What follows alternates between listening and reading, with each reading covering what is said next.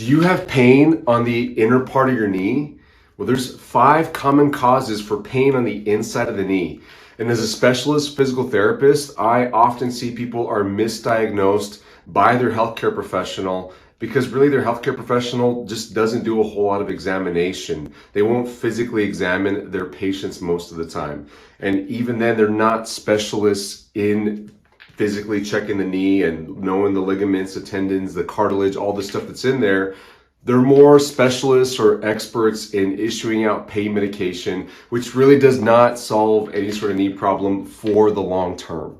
Today, I'll be explaining to you the 5 common causes for inner knee pain so that you can best determine which one you have. And watch out, because some of these problems can overlap. There is a possibility that you might have 2 of them happening at the same time. So you have to use your best judgment to figure out what's going on. For most of these problems, I've got a separate video that shows you exactly how to test yourself. And some of these videos go into the treatment that you can do on your own so that you can begin to get relief for the specific problem that's causing your inner knee pain. The videos are linked in the description below. So let's get into the first of the 5 reasons for inner knee pain. Number 1 is MCL injuries. MCL stands for medial collateral ligament, and what that is in the knee. This is the right knee, so here's the outside of the knee and here's the inside of the knee. There's a bunch of ligaments all throughout the knee, but on the inner part of the knee, on the medial side, we've got the medial collateral ligament. On the outside, you get the lateral collateral, and on the inside, you have a couple other ligaments. I won't go into too much detail, but injuries to the knee where the knee bends this way, where it's forced to be pushed in this direction and it bends inward, will stretch out that MCL ligament and it could aggravate it. Now, this commonly happens in sports activities. So we typically see people that are in their teenage years, 20s or 30s, that end up with this injury. It can also happen to people from accidents like car accidents, motor vehicle accidents of any sort. So if you've been in those types of situations, sports accidents or motor vehicle accidents, and you're getting inner knee pain and you feel like you got your knee shoved in, then there's a high probability that you have an MCL injury. Now, if these don't heal quickly as they should, then you might get some clicking or popping that stays with you for a while afterwards. It's not always painful, but if you get some repetitive clicking and popping, like I mean every time or every other time you bend your knee a certain way, you can make it click or pop, then there's likely some instability, meaning the ligament isn't providing the stability to the knee that it should. And so you're getting some extra motion in there that's causing that popping and clicking. I've got more details for MCL injuries in that video linked below in the description. Number 2, Pes Anserine Bursitis. This is not a term you hear a whole lot, but this is bursitis on the inside part of the knee. And the thing to note about this type of bursitis is the bursa is down here it's below the knee joint. So you'll get focal swelling. In other words, it'll swell just right there. It may not swell throughout the knee. And this tends to happen with repetitive activities like running, cycling, other activities like that. It rarely ever happens with somebody who just wasn't doing anything, like somebody who's got a desk job or has been relatively sedentary or hasn't been involved in some exercise. It's just the same repetitive motion over and over again. The good news about this problem is that it heals relatively fast. Once you start doing the right things, you should see that Pes Anserine Bursitis go away, and it shouldn't be with you for more than a few weeks, at most a couple of months, if you're doing everything right. Go check out the video in the description below. If you've got Pes Anserine Bursitis, I go into detail about how to treat it on your own at home. And number 3 is nerve pain. Specifically, the name of the nerve is the saphenous nerve. It's the nerve that runs on the inside part of the knee. And it comes off a bigger nerve up in the front of the thigh called the femoral nerve. And that saphenous nerve runs down the inner part of the leg into the ankle and a bit into the foot as well. Now, what's different to note about this one is there is likely not going to be any popping or clicking associated with it. You may not even have any swelling. It's rare to get swelling, but it's just purely a nerve problem. If there's something else involved, like something inside the joints or that bursitis that I was just talking about, that Pes Anserine Bursitis, then you might have some swelling with this. But if for a standalone nerve problem, there usually isn't much swelling that's notable anyway. You'll have problems spread out. You'll have pain or issues, not just at the knee with this, but you might feel some achiness or tenderness up in the thigh. in the lower leg, even down into the ankle. And another thing that's associated with this is back pain and hip pain, and even pain into the ankle, the joint itself of the ankle, and even into the foot. Because it's a nerve, you can easily get other nerves involved when one nerve is irritated. So a nearby nerve is the sciatic nerve, which runs on the backside of the thigh and knee and into the calf as well. That sciatic nerve can actually go, it does go all the way into the foot, the arch of the foot, into the toes. So it's possible to get pain in the bottom of the foot, into the arch. And if you have those kinds of problems and your inner knee is also hurting quite a bit, then I think there's a higher likelihood that you've got that inner knee pain due to the saphenous nerve problem. Now, I don't have a video for this yet. That's coming soon. So don't forget to subscribe to our channel so that you don't miss out on that video. Coming in at number 4 is meniscus tears, meniscus problems. You might not have a tear. The meniscus is a huge chunk of cartilage. You actually have 2 in each knee, and they sit right here where my fingers are, between the thigh bone and the shin bone. And those menisci is the plural way to say it.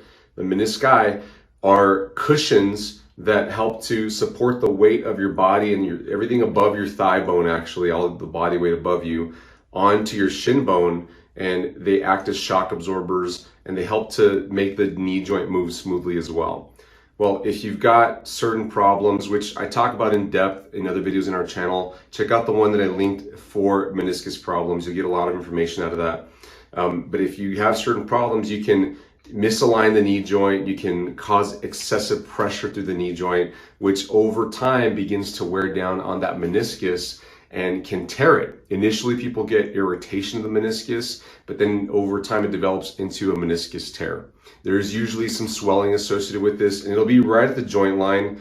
That video will talk to you about how to check for the swelling. And another thing that happens often is clicking. You'll get a repetitive click or pop when you move your knee a certain way. In severe cases of meniscus problems, you'll get something called joint locking, which means your knee gets stuck. If you move it a certain way, this often happens in the middle of the night to people. They feel like their knee is locked. They can't straighten it out. It stays in a bent position, or vice versa. It stays straight and they feel like they can't bend it, and they have to move their leg a certain way, and it's painful, and then it frees up and they can move it normally again and bend it and straighten it out. That is called joint locking. And if that's happening to you, whether or not the pain is bad, you've probably got a really good meniscus tear. And it doesn't mean that you need surgery, by the way, which is the goal of our channel. We want to help you stay healthy, active, and mobile while avoiding an unnecessary surgery, injections, and pain medications, having to rely on pain medications. Just because you've got a meniscus tear does not mean that you need surgery. There's great research coming out. It's been coming out for the past 10 years about how people get better in their knee problems despite having a meniscus tear. So go check out that video and you'll hear more about that. Number 5 is knee arthritis. Now, arthritis is when the inside of the joint, all the cartilage surfaces of the knee joint begin to change. The cartilage can thin out. The ends of the bone might get bumpy instead of smooth. So the motion that happens between the kneecap, the thigh bone, and the shin bone, it isn't as smooth as it should be. Arthritis is progressive. It happens over years. So it tends to affect people that are in their 50s, 60s, 70s, and beyond. Oftentimes, there's swelling associated with this, especially if you have an arthritis flare-up, because arthritis can flare up and flare down, and it can flare down quite a bit to where you don't have any pain and you don't feel anything. But if you took an x-ray, you'd still see that there's arthritic changes inside the knee joint.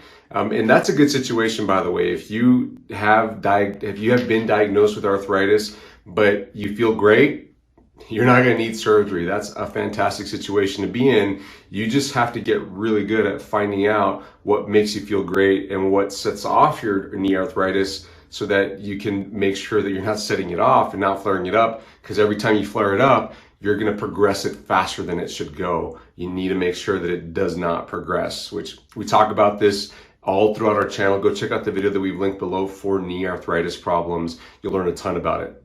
Now, just to give you a few other symptoms that people have with knee arthritis, the big one is stiffness in the morning. When people wake up in the morning and they go to take their first few steps, they feel their knee is stiff. They have trouble getting to the bathroom. Most people like to go to the bathroom in the morning, or getting to the kitchen, or wherever they're going to go in the first few minutes of the morning. They tend to be kind of brutal. Sometimes it frees up within 5-10 minutes. Sometimes it takes an hour. In the more extreme cases, people are stiff for a while, like an hour, and they can't walk normally, and then it starts to free up and they feel better.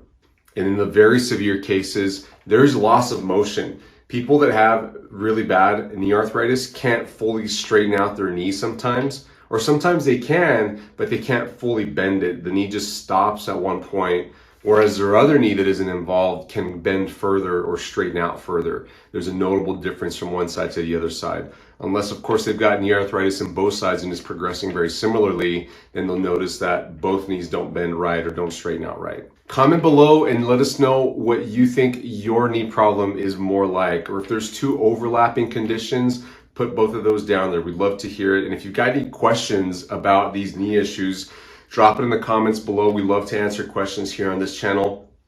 If you thought this video was helpful, please give us a thumbs up and subscribe to our channel so you don't miss out on any of these helpful videos that we post every single week.